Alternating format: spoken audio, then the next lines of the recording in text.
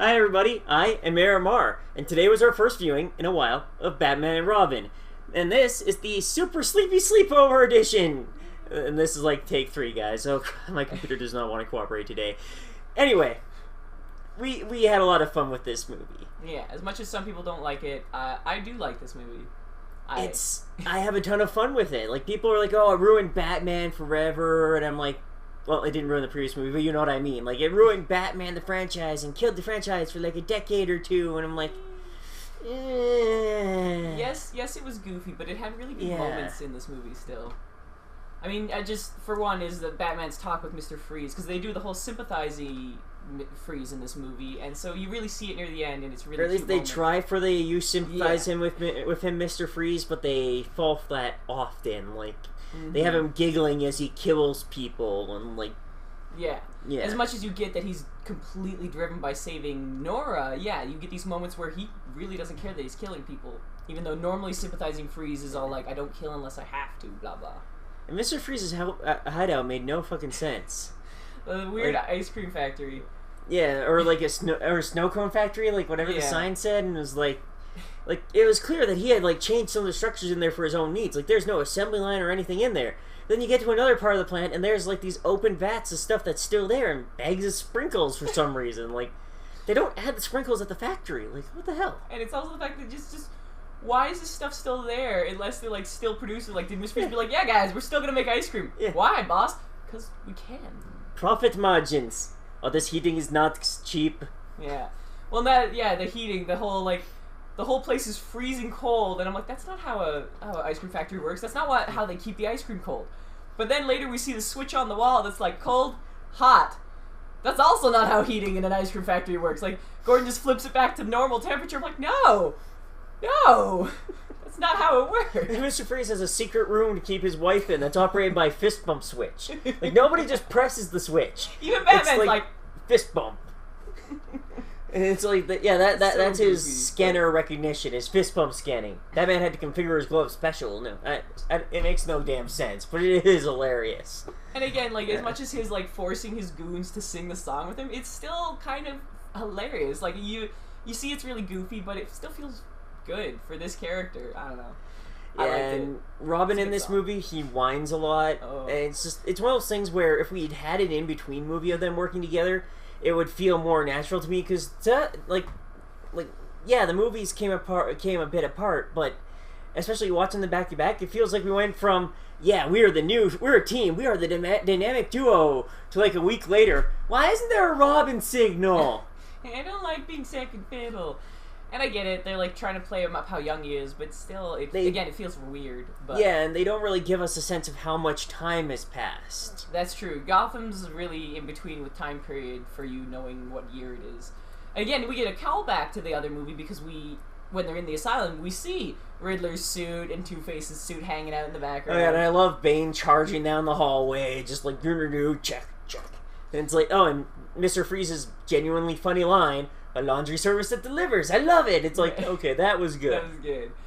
But yeah, that wing of Arkham seems really weird because they have these weird jutty-outy things, and you think they'd be like a little secure ward. No, it's one room that's just like on these weird long hallways off from the rest of the place. And I guess, they wanted that long hallway for Bane to run down, but it still seems weird. And Mr. Freeze's costume is just kind of weird too. Like, you've been saying in our other takes, like his weird pop-out wings and...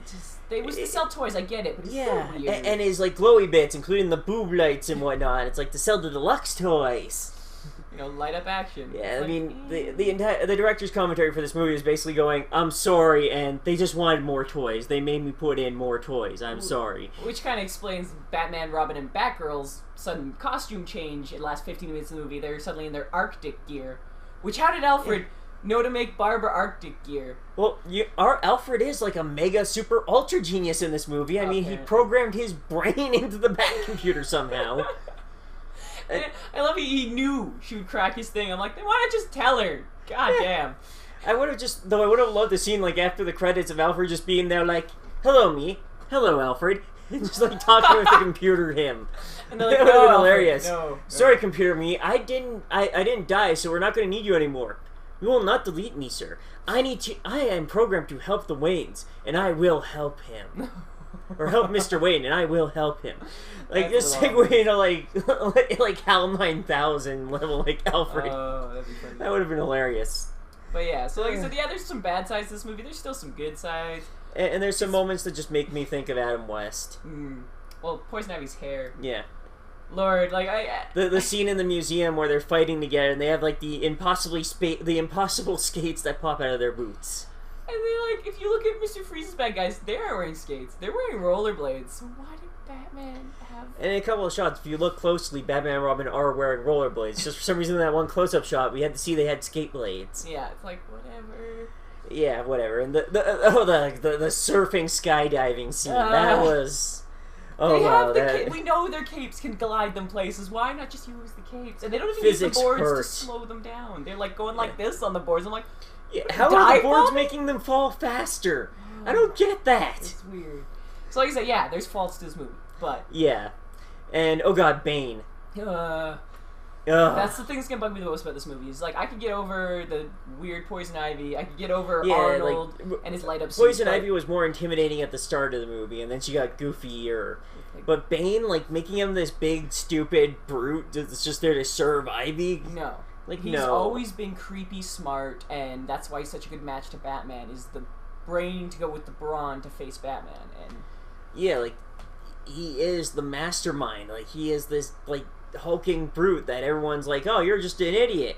No, Chica. Smashed. It's like, yeah, he is smart. Mm-hmm. So yeah, like I said, that's the big thing that bugs me. There's different representations of Bane, but they've always had him as smarter, and this one, it didn't, and it really bugged me, but...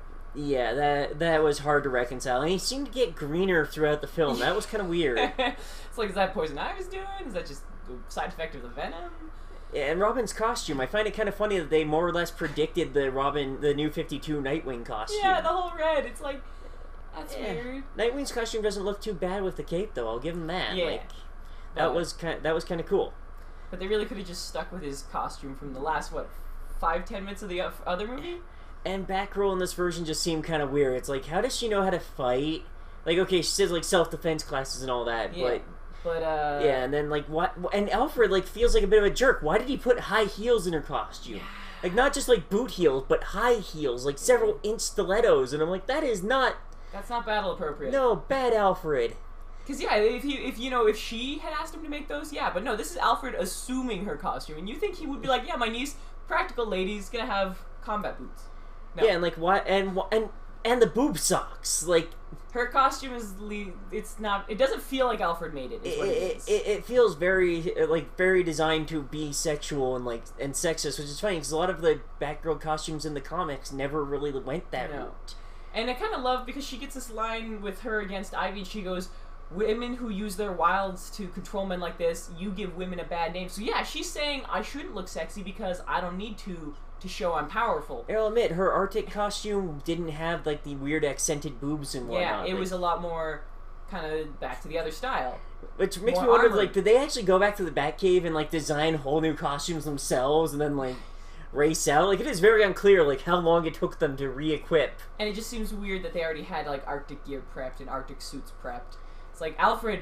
we don't need every setting, like, what did he plan for everything? He's like, don't worry, if you're going to the Sahara Desert, I got you covered, Mr. Wayne. And you too, Barbara, because you just got here, I assume you're going with them. The vehicles I can sort of understand, because, like, yeah, they'd be ready for, somehow they'd know they'd be ready for this, and, okay, sure, like, maybe. Like, maybe, like, it's possibly been weeks since Mr. Freeze first shown up, so maybe they were like, shit, we have an ice village, like, yeah, let's make some stuff ready for him. But the Barbara having stuff too felt a little weird. Yeah, she's like literally like been a hero for the last 15 minutes of the movie. She's like, "Sup, I'm here."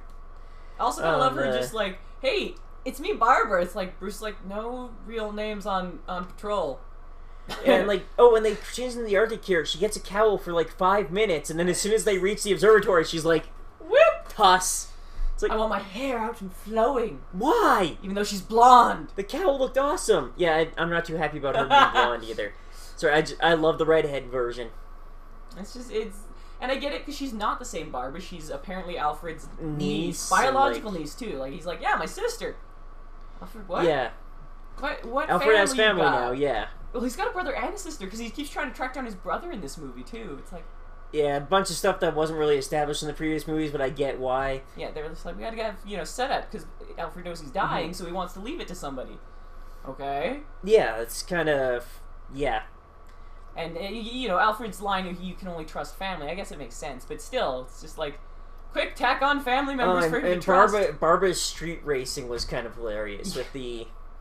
Like, I mean, just the setup, like the gangs. There's a Clockwork Orange gang, and I love them. Yeah, all this other stuff, and like the one rapper dude with like he had like this shoe strapped to his shoulder. It was weird. It was a weird setup, and it like we were talking about it. We're like, who sets up these races? Because they're not just race down the streets. There's like warehouses decorated with light show. Like, who set up and ramps and stuff? Like, I can almost see some guy being like, look. I know you gangs are gonna be doing this, but how about you just use my abandoned warehouse over here and like just keep off the streets and stuff, okay? Like, so you won't take out civilians. Just do that? Like, it's just like it seems really weird.